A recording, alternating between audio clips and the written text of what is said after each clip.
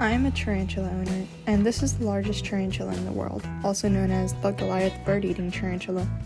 It has a leg span of up to 12 inches and 2-inch fangs, so it's safe to say that they're a little bit intimidating. But this isn't even how big they get. This is a molt of my tarantula. When a tarantula grows, it sheds its skin. This process is called molting, and that's how they grow. You can tell this is a molt because of how odd the butt looks. You can see it's very crinkled. So my tarantula is much bigger than this molt right here. One thing that makes tarantulas really scary is how fast they strike. Tarantulas may have a lot of eyes, but they don't see their prey. They go based off movement. And they only eat live prey, so once they feel even the slightest movement, they will just pounce. I mean, look at how fast he goes for that mealworm.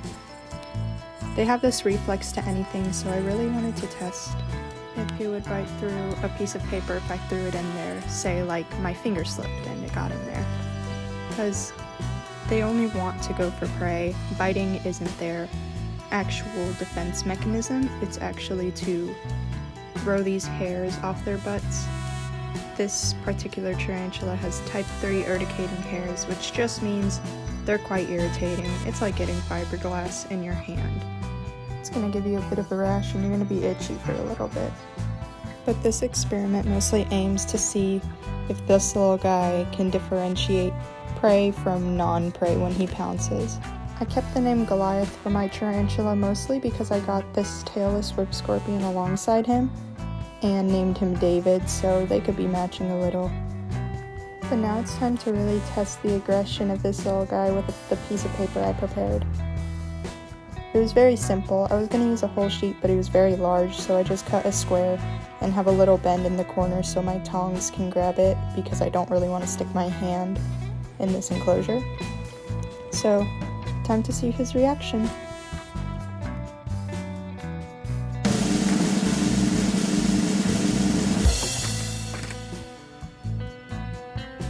I'm surprised he didn't bite it, just pinned it to the wall, so I decided to move it a little bit more to see what he'd do.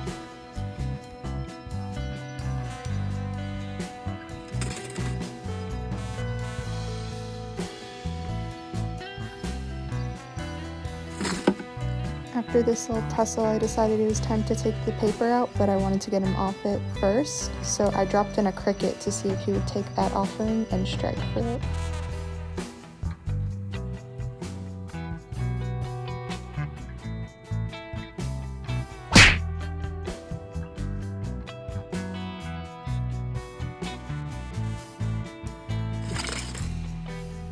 He quickly slapped the paper away and managed to grab the cricket, and I was really impressed honestly because I thought the cricket was going to get lost. But now is my opportunity to take away this piece of paper since he finally got off of it.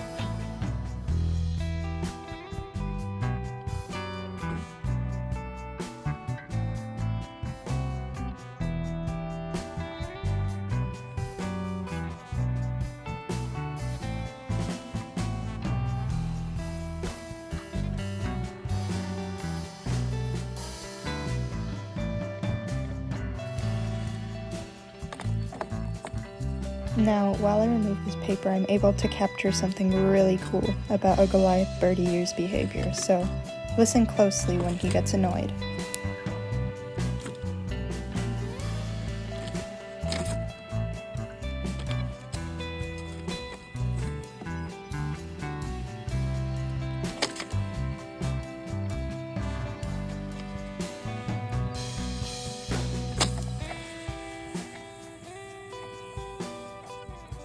That's right, they can hiss.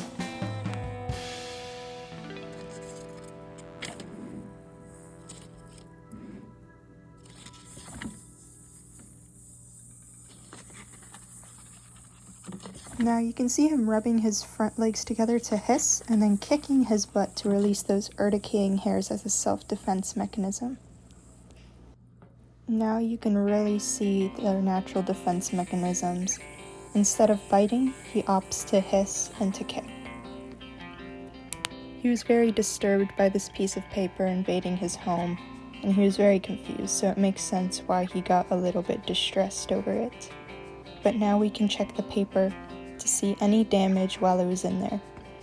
I feel like he definitely could have gotten a couple of good strikes, but to my surprise, the paper was completely untouched besides a little dirt from the enclosure.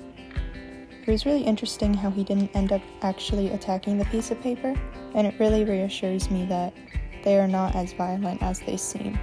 In reality, he just wants to eat good food, and he needs to detect that. Thank you for watching this video on one of the supposedly most scariest tarantulas in the world, and I hope you enjoyed. Make sure to like and subscribe if you'd like to see more spider content because I have tons of them.